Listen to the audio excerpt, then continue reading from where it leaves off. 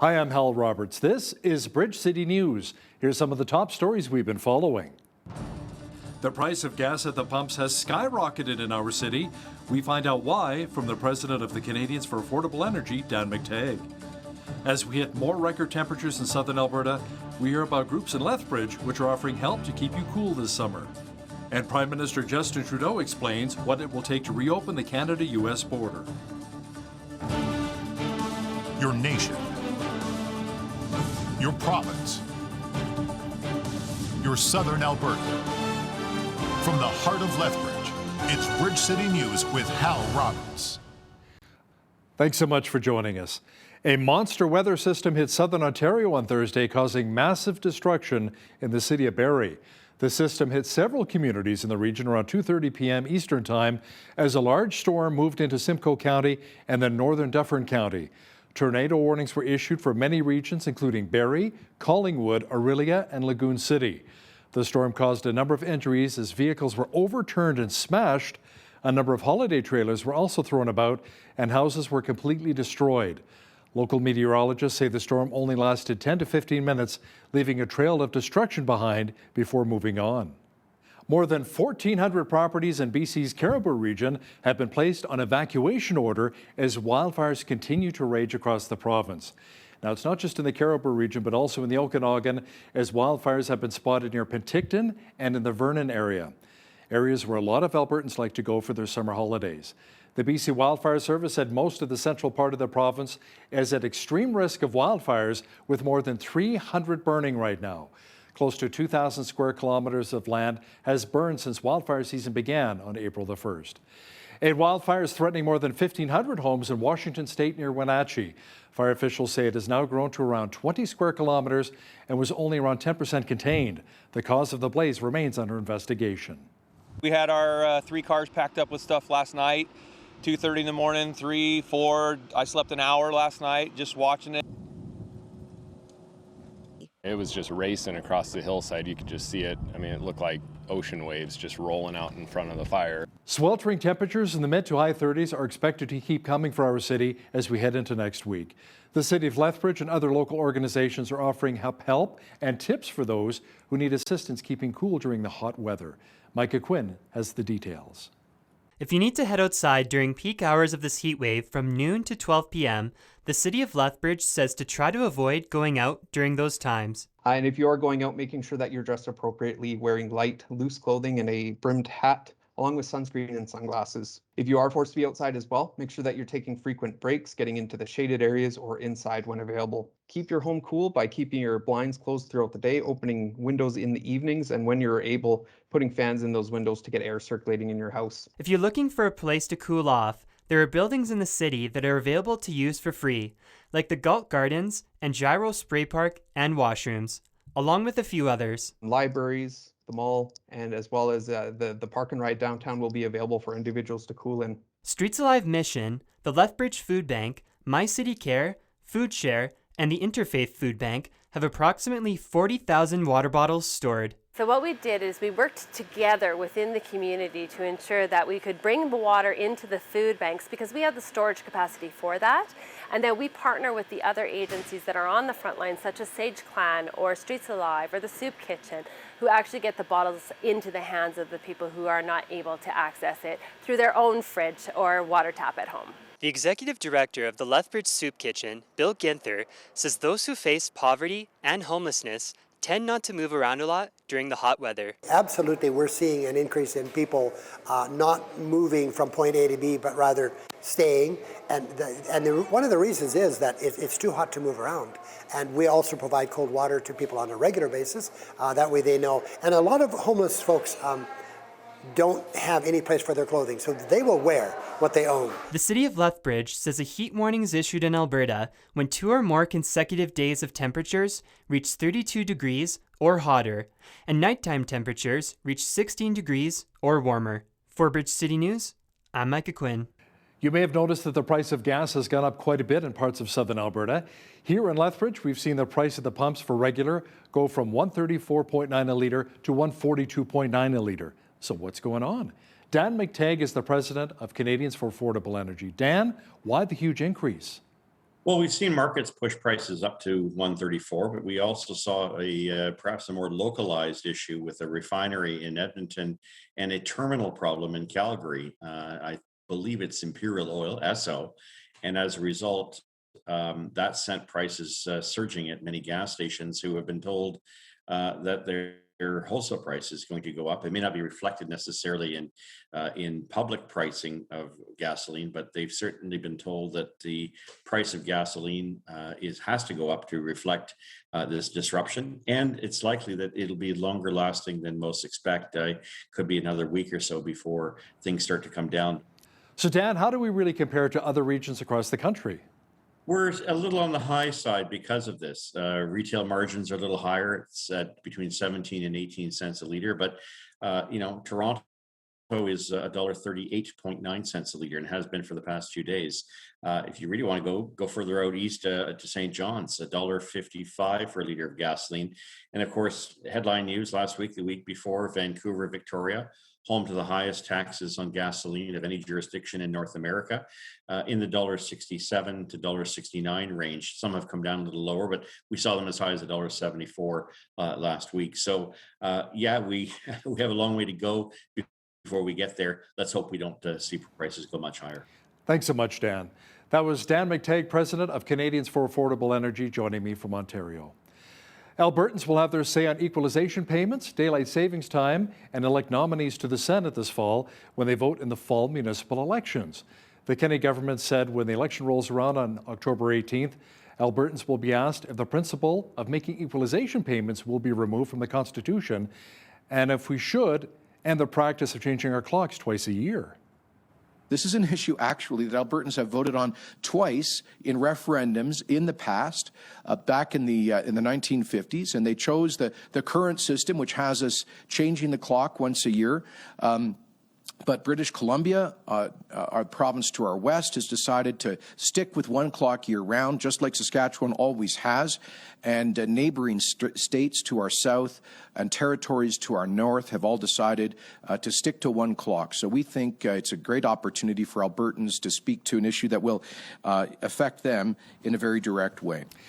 Alberta Health Minister Tyler Shandro announced on Thursday that Calgary is receiving a new radiopharmaceutical facility, including the city's very first cyclotron. Officials say the new facility will be on the cutting edge of medical science. Patients will have better access for cancer and heart condition treatments. The new cyclotron produces isotopes, which will be used for medical imaging, therapy, and research. Health Minister Shandro says all are essential to life-saving cancer care and treatment. Our poll question this week has to do with the Stampede City. Now that the province is open for summer, are you planning on attending the Calgary Stampede this year? Make sure you log on to our website, bridgecitynews.ca, and let us know your thoughts. We'll add up the votes and have them for you on Friday's broadcast. A Lethbridge woman with a large facial birthmark is bringing awareness of a rare condition to Canada and to the United States. BCN's Naveen Day has that story. Chelsea Pete was born with a venous malformation known as Sturge-Weber syndrome.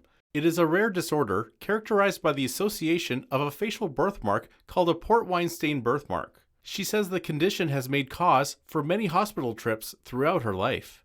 I was having multiple procedures done. I had life-saving brain surgery as a baby, multiple eye surgeries for my glaucoma in the left eye, as well as laser treatments for my birthmark, which are extremely painful. If anyone's ever had a tattoo removed, it's the same type of pulse dye laser. Although not contagious, the condition has caused negative public reaction towards her all her life. People would ask my mother, for example, while out shopping if she needed help escaping an abusive relationship because they thought this was abuse. Middle school was extremely hard. There was actually even an instance where I had a group of girls make a Chelsea Haters Club. High school wasn't much better. I didn't have that date for grad. Dating was not an aspect. You know, people are very scared of someone who looks scary like me. Pete recently began connecting with other adults with facial differences to hear their stories, and she advocates with different organizations in Canada and the U.S. I have been a global ambassador for the Vascular Birthmark Foundation in the United States now for over 2 years. I've also been with a great organization here in Canada, About Face Canada, which is a facial differences organization. Through her advocacy, she hopes to send a message to the community that birthmarks may not be contagious, but awareness and acceptance are. Make people more comfortable with me. You know, they see me out shopping or they see someone like me with a facial difference. You know, come up, ask us the questions. We'd much rather, educate. I'd rather get down on a knee and chat with a little one. I love to do that, as opposed to being scared of me or worried that I have something infectious. Sturge-Weber syndrome is a rare disorder, as only 1 in 50,000 people are born with the condition. Pete adds that there are currently no facial differences organizations in Lethbridge yet. For Bridge City News, I'm Naveen Day. The Lethbridge Police Service has been cleared of the stormtrooper incident which made international headlines last year. The Medicinet Police Service, which led the investigation, said there was no evidence of professional misconduct by members of the LPS in the case. A 19-year-old woman wearing a stormtrooper costume and carrying a replica laser was hired by a local restaurant to promote the business on May the 4th. Upon receiving weapons complaints, the LPS arrived on scene. Verbal commands were given to drop the weapon, move away from it, and lay face down. While the young woman did drop the fake laser, kneel down, she appeared non-responsive to subsequent demands, so one of the officers approached the woman and forced her to the ground. The young woman received a bloody nose in the incident. Lethbridge Police Chief Shane Mendiz said it was an unfortunate incident that negatively impacted both the young lady and the officers involved. A 26-year-old man has been charged with arson in connection with an apartment fire on Tuesday. Fire crews responded to the fire in the 1400 block of Ash Grove Road South around 8:40 p.m. They determined the fire was deliberately set. Stuart, sonchild of Lethbridge, not only faces a charge of arson, but also charges of assault and mischief in an unrelated incident on the same day. He will appear in court on Friday. Lethbridge police are investigating a number of suspicious fires on the south side of our city. Police were notified of the first of the 5 in the area of 43rd Street and 20th Avenue South on Thursday morning. Police are asking for help with their investigation. If you've seen anything that can help police, call the LPS right away at 403-328-4444. A federal agency is recommending a sweeping deer call over much of the prairies to help control the spread of a fatal wildlife disease. Chronic wasting disease affects animals such as deer, elk, caribou, and moose. The Canadian Agri-Food Policy Institute is raising new concerns that the disease could affect people as well. The group says the illness, which is similar to mad cow disease, is increasing both its range and the speed of its spread. The report says the infection rate in hunted deer increased from 7 to 11% and can now be found in half of Saskatchewan and around a quarter in Alberta.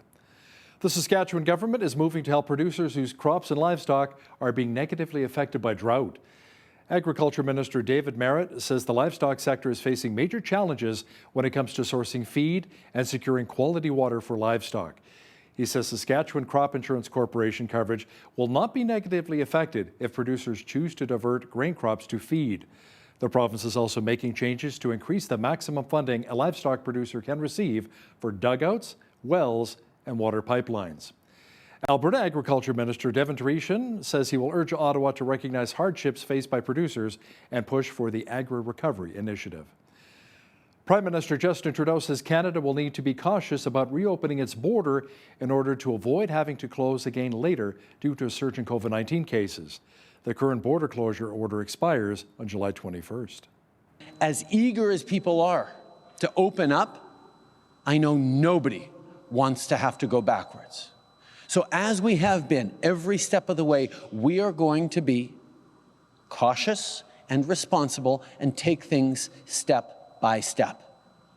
We need to make sure that all the sacrifices Canadians have taken over the past many years, many months, year and a half, aren't in vain as we get so close to the finish line. Federal NDP leader Jagmeet Singh is saying no to the idea of a one-time wealth tax that Parliament's budget watchdog says could raise tens of billions of dollars. Singh says an annual tax of 1% on families with fortunes over $20 million is a better plan.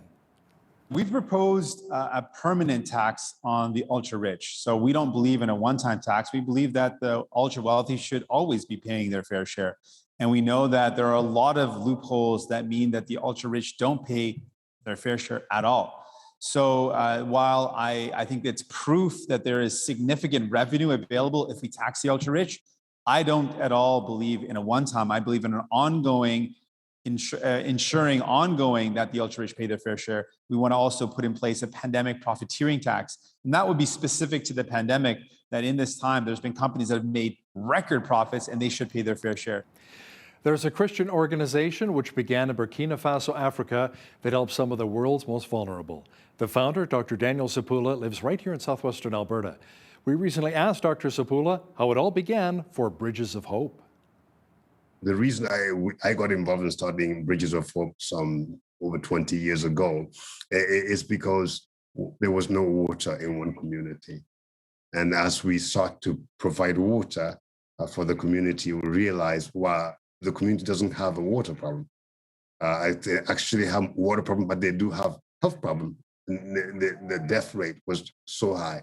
And then in the process, we realized it's full of orphans and people who are thrown out and kids that are abandoned. And then we realized, oh my Lord. So we have a health problem, we have a hunger problem, and then education problem. So we started from the well, we built an orphanage, and from an orphanage, a school, and the school, a college, and the college, a university. Catch the full interview with Dr. Daniel Sapula from Bridges of Hope and BCN's Jeanette Rocher coming up later in our newscast. Well, the heat warning from Environment Canada continued for much of southwestern Alberta today. The searing hot temperatures will be sticking around for quite some time. Complete weather details are coming up. It was another scorcher today. Environment Canada issued another heat warning for Lethbridge once again. Jeanette Rocher is back with a full look at the weather forecast. Are we getting close to breaking any heat records once again, Jeanette? Well, we're getting close, Hal, yes, but we're not quite seeing those record-breaking temperatures that we were a few weeks ago during that historical heat wave. Keep in mind, though, we are still in a heat wave as issued by Environment Canada. Look at these temperatures. Like even today, 34 degrees. The record today, though, was 35. 30 degrees tomorrow, lots of sunny skies. 33 on Saturday, 35 Sunday, 36 on Monday, 33 for Tuesday, and 32 on next Wednesday. Lots of sunshine, humidex high, so we're also looking at hazy conditions because of those wildfires. Average high for this time of year, 26 degrees. We are well above that. Low temperature on this day, low temperature on average is 11 degrees this time of year. 35 was our high temperature on this day back in 1996. Like I was saying, low temperature on this day was 1999. It was 2 degrees. 5:41 is when the sun rose this morning, and 9:34 is when our sun will be going to bed tonight, giving us just under 16 hours of daylight. Still beautiful, long, sunny days. 20 degrees on the coast tomorrow for both Victoria and Vancouver. Edmonton and Calgary both have an air quality statement issued due to the wildfires in the area causing poor visibility. 26 in Edmonton tomorrow, 27 in Calgary. Calgary also looking at a 30% chance of showers and a risk of thunderstorms. Both of those cities under heat warnings, as are the rest of the prairie cities. Heat warnings in effect for Saskatoon, sitting at 31, 34 in Regina, and 33 in Winnipeg. All of those also looking at high humidex and some haziness as well in that sky under the sunny skies there. Over in central Canada, looking at some rain, though. 25 in Toronto with a 40% chance of showers. Overnight thunderstorms tonight in Ottawa, 25 the high. Looking at 40% chance of showers tomorrow, and chance of showers also in Montreal tomorrow with a high of 26. Same thing for Fredericton. Looking at the showers tomorrow, risk of a thunderstorm, 25 the high, 25 in Halifax. With a 30% chance of drizzle tomorrow. 28 the high in Charlottetown with a mix of sun and clouds. Sunny skies in St. John's. Windy, though, up to 50 winds. 26 the high, though. So there you have it. That is your forecast. Today's weather is brought to you, rain or shine, by the Gym in the North. Top-notch equipment and customized classes in Lethbridge's North End. Brookfield Infrastructure Partners is not giving up on its hostile takeover bid for Inter Pipeline. It has increased its offer to $20 in cash or a quarter of a Brookfield share for each Inter Pipeline share, with a cap on the number of shares that are available. That is up from its earlier bid of $19.50 in cash. Inter Pipeline has resisted efforts launched by its largest shareholder to take over the company and instead signed a friendly all-stock deal to be bought by Pembina Pipeline. Tribal and environmental groups opposed to Enbridge Energy's Line 3 oil pipeline have asked the Minnesota Supreme Court to overturn a lower court decision. The court affirmed the approval of the $7 billion project. The legal move comes as protests continue along the route in northern Minnesota, where construction began last December. More than 500 protesters have been arrested or cited since then. The Line 3 replacement, which would carry Canadian oil sands and regular crude from Alberta to Wisconsin, is nearly done, except for the Minnesota leg, which is around 60% complete. General Motors is telling owners of some older Chevy Bolts to not park them indoors but outdoors and don't charge them overnight. There are reports that 2 of the electric cars caught fire after the recall repairs were made. The company says the request covers 2017 through 2019 Bolts that were part of a group recalled earlier this year due to battery fires. The 2 vehicles which caught fire were both based in the United States. Now, here's a look at today's markets. The TSX was up 36 points on the day to finish at 20,184.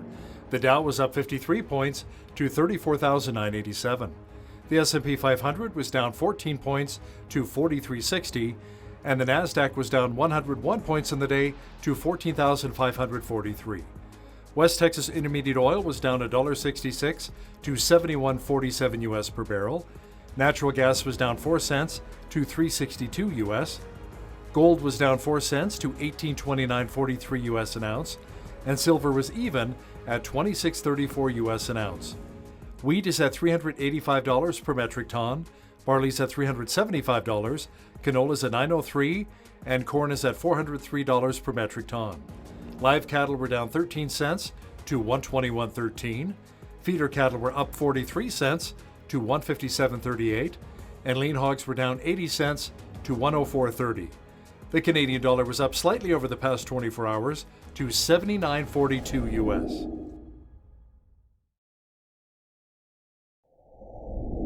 Recapping one of our top stories this hour, Albertans will have their say on equalization payments, daylight savings time, and elect nominees to the Senate this fall when they vote in the municipal elections. The Kenney government said when the election rolls around on October 18th, Albertans will be asked if the principle of making equalization payments be removed from the Constitution and if we should end the practice of changing our clocks twice a year. There's a Christian group which is offering hope, food, and water to those who are most needy in many countries around the world. Coming up, an interview with the founder of Bridges of Hope, Dr. Daniel Sapula, will have details in an exclusive interview with BCN's Jeanette Rocher. Just recently, a new report from the United Nations say that there was a dramatic worsening of world hunger in 2020, much of it likely related to the fallout of COVID-19. This will, of course, pose a challenging work for those who serve in impoverished communities. Although world poverty seems like a black hole, thankfully, there are some amazing people in this world who are doing something about it. And we are so blessed to have a local individual who seems to have a gift of enabling those people to do so more efficiently. So we're joined today by Dr. Daniel Zapula, pastor of Mid-City Church in Lethbridge and the founder of Bridges of Hope, a humanitarian organization that empowers those in need around the globe. Daniel, welcome back to Bridge City News. So great to have you on today. Well, thank you for having me. It's so good to be here. Of course. So, Daniel, can you explain what Bridges of Hope is all about? Well, Bridges of Hope is an international network of development agencies, and its job is to empower the people in less able communities to actually begin the process and the journey of self-sufficiency. Because much of the world is going through an incredible moment of hunger, economic issues that are really plaguing their communities, including political issues that are dominating the conversation. And our organizations seek to empower people everywhere to be and become the best version of themselves. Definitely. So when people come to you to get help or to get their charitable organization started, there's a lot that goes into it. So I understand you're not only helping them to jump through government red tape, but you also offer leadership and coaching and even training in how to market their organization and how to raise funds to help others, right? Yeah, in general, again, we are a network of development agencies, meaning we network many people, both local organizations here in Lethbridge, Canadian-based, American-based, European organization, as well as indigenous people, indigenous organizations. And so when people send in an application, we create a contract that govern how we operate and lead ourselves to deliver the result, that it may be specific to a region or a country or a particular community, including Lethbridge here. So people usually they send an application, they say, I want to network with you, or maybe they have a vision of their own organization instead of them having to go through the whole processes of registering for an organization, like getting the paper, getting their own auditing, which is very onerous and costly. We say, why don't we join effort? And in joining effort, in us being many, we are able to deliver incredible results. And not only that, but we have audits and independent audits that provide for a good, reliable milieu to do charity with integrity. So does Lethbridge in Southern Alberta have quite a number of charities working under the Bridges of Hope umbrella then? Yet quite a few, we got quite a few, maybe even in Lethbridge in particular, we have maybe a dozen organizations that work together with Bridges of Hope to be able to deliver its mission here locally. You know, for example, organizations like Youth One, that's a part of Bridges of Hope as well. We have other organizations that in Cardston and Calgary and all around about. We do have also parachurch organizations or churches themselves. We have some churches also that just partner fully with us to be able to deliver the result that we see as charitable in our community. Okay, and so globally speaking, which countries are you working in right now? Well, about 25 different countries, both in Africa and Europe and South America, as well as obviously in North America. We have been operating with 25 countries about. Those include Haiti. We have quite a lot of projects in Haiti that includes hospitals, schools, couple of universities. We got also programs that really provide for microfinances or business creation, just helping the indigenous people jumpstart the local economy. Because if charity is good for one thing, it's good to receive something, but here's the thing, it's another thing for you to become independent, to become self-sufficient. And that instead of you being the beneficiary, you become a benefactor. So our goal have always been turning beneficiaries into benefactors. I was a beneficiary of charity. I was one who was sponsored. I was one who was helped. Now I am working I've been in my mid-50s. Now I can look back, that the very cities and the very places, the very streets I walked in, in Africa, I am now trying to enrich and to help them become better. The whole story of Bridges of Hope is, it doesn't matter who you are and where you start. It doesn't matter where you started. It doesn't matter the problem that you encounter. If you work hard with trust in God and with faith in Him, we believe that God is able to work in your life such that you become who He meant you to be. He can turn you from a beneficiary to a benefactor. Mm-hmm. It's that simple.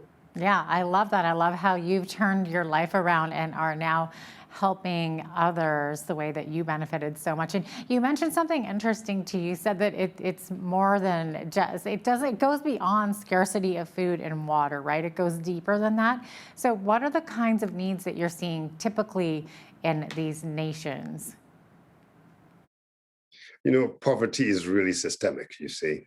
It's not just a depletion of resources. In fact, if we want to look at resources, there is enough food to feed the whole world and more for the next hundreds of years. There's enough food. So it's not even about scarcity of resources. We got them. The problem is that there is a system that creates that hunger. For example, the reason I got involved in starting Bridges of Hope some over 20 years ago is because there was no water in one community. And as we sought to provide water for the community, we realized, wow, the community doesn't have a water problem. They actually have water problem, but they do have health problem. The death rate was so high. And then in the process, we realized it's full of orphans and people who are thrown out and kids that are abandoned. And then we realized, oh my Lord. So we have a health problem, we have a hunger problem, and then education problem. So we started from the well, we built an orphanage, and from an orphanage, a school, and the school, a college, and the college, a university. And suddenly we have millions of students from around, it's just like that are finding the difference and getting to school and so on. But the whole joy in all that I do is, again, reminding people of this very truth. It's not about you giving your money to help an orphan. It's about eliminating the system that creates orphans. And the system is very strong. And that system, it lives and thrives on at least three agencies: government, religion, and then the third is the capital, in the sense that government's willingness or unwillingness, religion, because there's too much war. Much of a war is created by religion. There's no peace. There's no sense of it. So there is a loss of war. And like in Nigeria, for example, and in Burkina Faso, some of the local churches, they're blown up. You want to do a baptism there, it blows you up. So religious, that's a system that is really against that. And the capital, the sense that even if it's a good thing, there's no money that is available. That's why we are motivating the third powers, which I believe are media, like yourself, artists. I'm an artist myself. I do African music and dance theater. We need to mobilize them and people and normal people like you and me to get involved and to get involved in doing the work of releasing the people from poverty, feeding the poor and the hungry, clothing the naked, and helping people become who they are truly meant to be. Mm-hmm. And so it is quite tough, it is quite difficult, but again, it's a system. Poverty itself is a mindset, and sometimes it's maddening when I go to the Congos, when I go to Rwanda or Burundi, and I go and I see what took place, the historical injustices and that really took place. It's sad to watch, but I believe that in the end, above all, poverty is also spiritual. It is a spiritual thing in the sense that it's a depletion of our spiritual capacity to show up and to be who God meant us to be.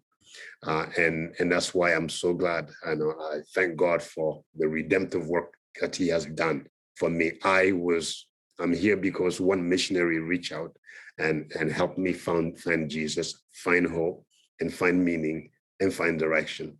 And through that, I was able to go to school, and thank God for those missionaries and those people who are sponsoring a child, one person at a time. That's why I'm here. Oh, that's amazing. It's so interesting to hear you talk about that, because we hear so many different views on what causes poverty, and to hear you say that it's actually systemic and it's also spiritual. I mean, there's all these different things that we're not normally thinking. So when you help somebody rise up out of poverty, are you also using like micro loans to help individuals get started in a business? Because I know you mentioned that a little bit as well. Yeah, that's right. And I think in terms of lifting people out of poverty I took some folks from our city hall, to West Africa, And we had meeting with maybe, you can have 1,000 women, and the women were explaining what they need. And then in the midst of it, and the lady said, "We'll help." No, we're trying to reach out. We're going to help you. And one lady from the crowd stood up, say, "We don't need your help. We don't need. You know what we need? We just need capital." That's one of the ladies said. "Give me capital, and I just want to do business with you. Can you give me capital? I will start a business. I'll pay you." Because the truth on the ground is that people have no access to the banks. They don't have access to capital to do business. And so we always keep on saying, "Whoa, you want to teach them how to fish? Don't teach them how to fish." No, the Africans, most of them, we don't need nobody to teach us how to fish. We just need access to the pond. And to have access to the pond, you need some capital. And that's what people are struggling with. So that's why through our agencies, we saw incredible system of microfinance started, micro, meso, or macro loans were created. And incredible, like I can tell you today, at any given day, at least 30,000 women operate with a micro loan that is helping them really be and become. And you know what, isn't that great? You can start your own business because the government cannot have no job for you. There is no job available, so you have to create it yourself. Yeah, I was going to ask you, what are some of the more specific needs of women in developing nations? Are you basically saying there's no opportunity for them, so the best opportunity for them is to start their own business through these microloans? That's correct. Yes, women, again, they are really the backbone of the economy in most of the region I'm talking about in Africa. No, traditionally and also in real, they are very, very, very enterprising. You see, and so, but the problem is that with them is that they're in the village, they are in the remote places, and again, they have no access. But the truth of the matter is that if you resource a woman, if you give ability to a woman to actually take care of herself and her family, she will not just keep the money to herself. She'll give it to feed her family and her children. And so the key has been to actually empowering them, because the condition on the ground is not something that is to their favor. They're still facing many difficulties and access issues and discrimination issues, no employment for them. So we really put a lot of emphasis on women and young girls, and I mean educating them too as well. And as you look at the statistic, the population is predominantly women. To give you an example, in churches, in some of the churches, 80% of them, the people who go to church are probably women, but there's no woman leader. Huh? Why not? So the key is to reinforce their capacity so that they can take care of themselves and nurture their community. How can the people watching at home get involved in Bridges of Hope? Well, first, the first thing I want to say is thank you to your viewer. I know in Lethbridge first, we have been incredibly supported by this city. I'm so thankful to Lethbridge and to Canada. It's really, really, I'm really thankful. I also understand that this is a moment in which there is a compassionate fatigue or charity fatigue. We're just fatigued about charity all by and large. I understand and I realize that. And but I want to again appeal to you and to your goodwill, again, to continue to reach out and help any non-profit organization in our cities who are working in the streets, the young people, the young adults in general, just to reach out and do something. Because my goal is not to get all the money for myself, for my own programs. No, I want to make sure that as a people, that we are reaching out and we are taking care of our people. And in particular, Bridges of Hope, if you want to help us, you go to our website and there's a big button there. You can donate. You can donate to a program. You can sponsor a child to go to school. You can also help pay for maybe a nurse or a teacher to go into a community and reach out. Our website provides like dozens and dozens of organizations that may relate to your heart. And I want you to respond and help our people, help our agency be and become the best version of themselves. But thank you so much for taking time to even watch and listen to us in this time. That's amazing. Thank you so much for being with us today, Daniel. We really appreciate having you on. Dr. Daniel Zopula is the founder of Bridges of Hope, and you can go to their website, www.bridgesofhope.ca. Thanks for being with us today, Daniel. Thank you. The federal government's plan to impose a $170 per ton carbon tax in place nationally by the year 2030 will result in 30,000 fewer jobs here in Alberta. Now, that's according to a new study released by the Fraser Institute. Joining me now to talk about it from Guelph, Ontario, is the co-author of the study, Dr. Ross McKittrick, a professor of economics at the University of Guelph and a senior fellow at the Fraser Institute. Dr. Ross, welcome back to Bridge City News. Thanks. Good afternoon.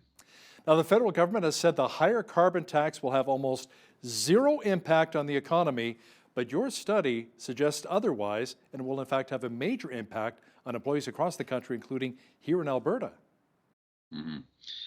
Yeah, it was never credible of the government to say a tax of this magnitude would have no effect on the economy. I don't know why they would say that, but they've also not released any analysis of it. So if they have some magic model that gives them that result, then they should release the details. But otherwise, I think it just represents wishful thinking on their part.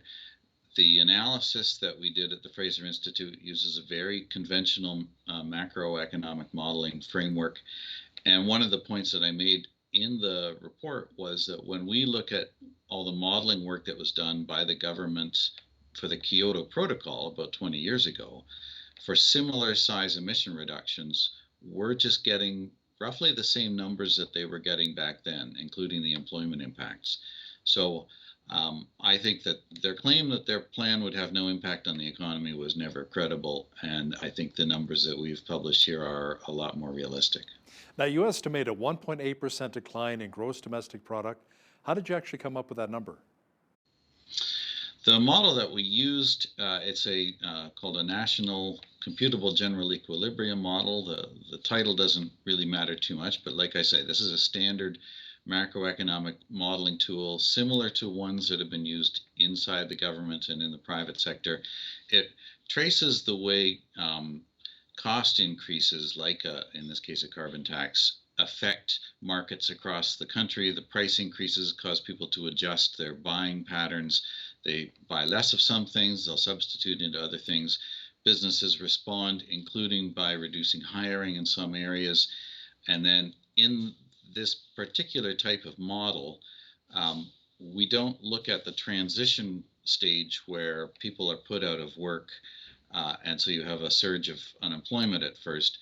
We're looking at the stage after the adjustment, where the people who've been put out of work in one sector, as much as possible, are reemployed in other sectors, including sectors that might expand because of the rebate payments and things like that. So the job losses are net of the gains that the government is pointing to from the rebates and the new spending that they're proposing.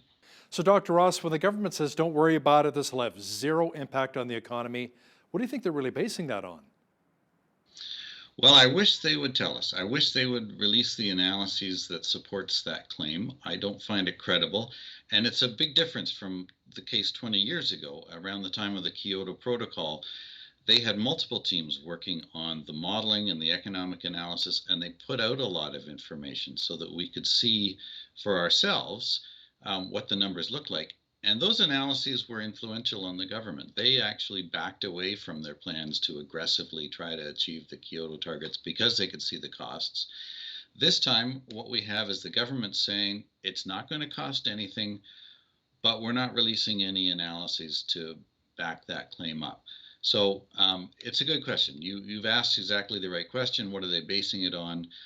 I know that they have people inside the government who can do this kind of analysis, but I'm afraid that either they've done the analysis, they didn't like the numbers, or they haven't actually done it. And either way, I don't think it's fair to Canadians. I think that they should do what they did last time, have multiple teams within the government work on this, put out a range of studies, and let's all see the numbers together.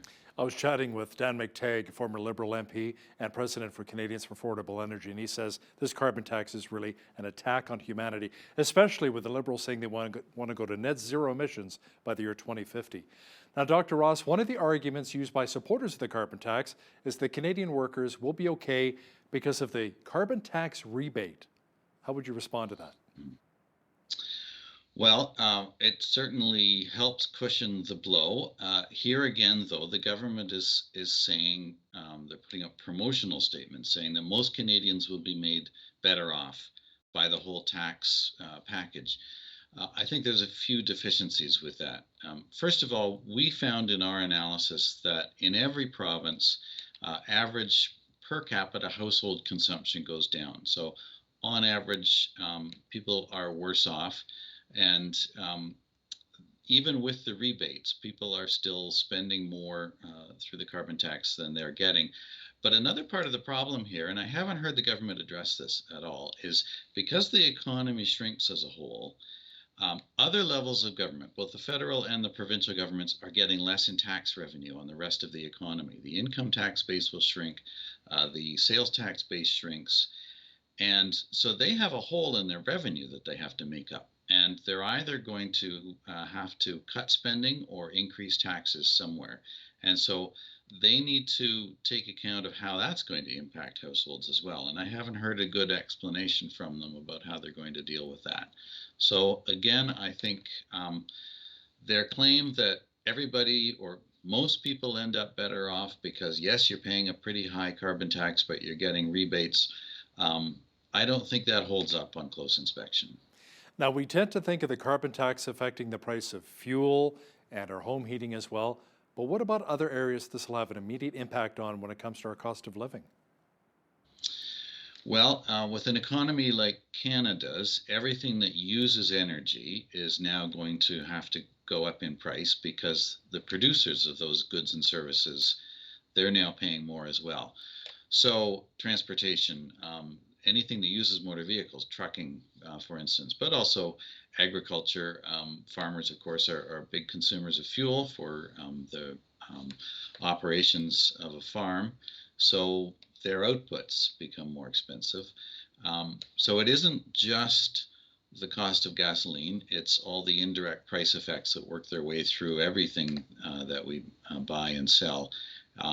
Those cost impacts, especially in the area of transportation intensive goods and services. Canada's a big country. We have long distances to travel. Out in the Maritimes, for instance, a lot of things have to come long distances to get there, but also on the prairies, as you know, you have long distances to cover, and so that factors into Canadian cost of living, just the transportation budget. You know what exactly? I'm thinking as well of jet fuel. You know, and hopping on an airplane to go visit my kids out in Southern Ontario, it'll cost me more as well because Air Canada or WestJet, they're going to pass the increased cost onto me, the consumer, right? So, yeah, it'll impact so many different people. It's the whole logic of the policy, and it makes sense from an economic point of view. If you want people to use less fuel, you'll have to charge more and get them to cut back. But it does mean that people are paying more. So the policy wouldn't work if you didn't make fuel more expensive. Right. Now, as far as fighting climate change goes, to what degree will the carbon tax affect emissions? How effective will it really be? Right now, that's the big unanswered question. The problem with things like heating fuels, transportation fuels, the demand for those kinds of energy, it's what we call inelastic. It means it's not very responsive to price. That's why taxes are high to begin with on gasoline. It's a good thing to tax because you can put a tax on it and people still have to use it. For the government, if it wants to raise revenue, you don't put a big tax on something that people will stop using as soon as you put the tax on. So we've long known that gasoline, for instance, is not very responsive to price changes, at least in the short run. And so in order to get emissions down a long way, you have to increase the tax quite high. And so the big question is, will they succeed in getting emissions down if people just keep using the fuels and are willing to pay more? We'll have to wait and see. But the calculations that we did are they will get part of the way to the Paris targets, but they still are going to need to increase the tax even higher if they want to hit the Paris targets. Business owners have been hit very, very hard during the pandemic, especially with the lockdowns and the restrictions. There was a report from Restaurants Canada, more than 10,000 restaurants have gone under so far across the country. Now let's talk about a carbon tax on top of the restrictions and the lockdowns. What kind of an impact will the carbon tax have on a lot of business owners? Well, I think you can pretty much predict that it's a burden on top of the very tough circumstances that they're in. The restaurant, hotels, the whole travel sector, but also a lot of stores. Right now, they are looking at just trying to stay alive long enough to have a chance to recover when eventually, hopefully, the pandemic passes. As I'm sure you and your viewers all know, it's taking a lot longer than we had hoped. And that means we are looking at least another year of very tough circumstances, especially for restaurants.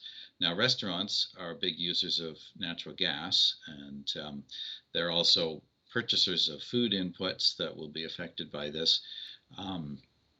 So I am a bit concerned that the nature of the carbon tax is that it does involve a fairly large percentage price increase for natural gas over the whole implementation period.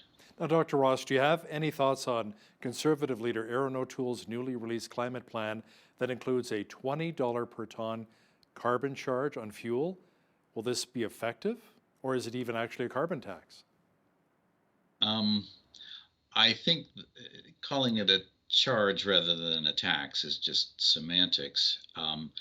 I would say, from my perspective, $20 is a much better price than 170 in terms of being a lot closer to the kinds of estimates of what the appropriate carbon tax is, what we call the social cost of carbon.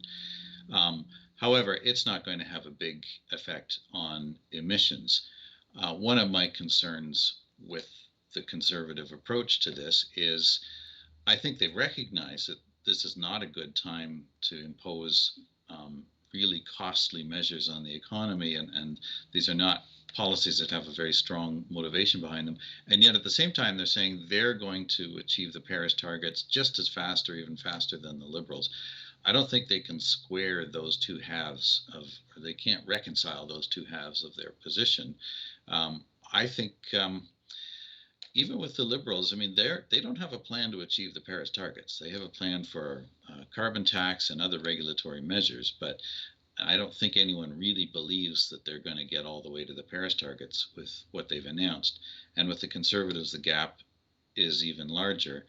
And I just wish that some of these federal parties would just be upfront with Canadians and say, we made this promise back at the Paris meeting, but we didn't really know what we were promising. And it turns out it's not a realistic target for us. So rather than crush the economy at a time like this, why don't we just step back a bit and ask what's a reasonable target for us to take on, given we're such a small player, especially on the global stage. Let's talk about what's a reasonable target and do that rather than try to achieve an arbitrary and largely meaningless policy that was made without any analysis. How about the Biden administration, now that they're in power here with the Democrats in the United States? Are they also trying to meet these Paris targets? Well, they've said that they're going to rejoin the Paris Accord and meet their targets. Ironically, the United States has reduced its emissions quite a bit more than Canada has, but that's partly because they had a large fleet of coal-fired power plants that when they retired, they were switched over to natural gas. But they have the same challenge as we do, long geographical distances, a growing population. I mean, that's more than anything for Canada. That's the driver of our increased emissions. We have a rapidly growing population, and the government wants the population to keep growing. It's the same in the United States. Their population is growing, and so that means more people driving, more people using fuels, and so the Biden administration, I think they see this as a chance to do a bit of what I would call virtue signaling on the world stage. They're going to rejoin the Paris target, but it's unlikely they're going to put a package of policies that gets through Congress that would actually get them the kinds of emission reductions that are required. Dr. Ross McKittrick, Professor of Economics at the University of Guelph, thanks for joining me today. My pleasure. And on behalf of all of us here at Bridge City News, I'm Hal Roberts. God bless and thanks for watching.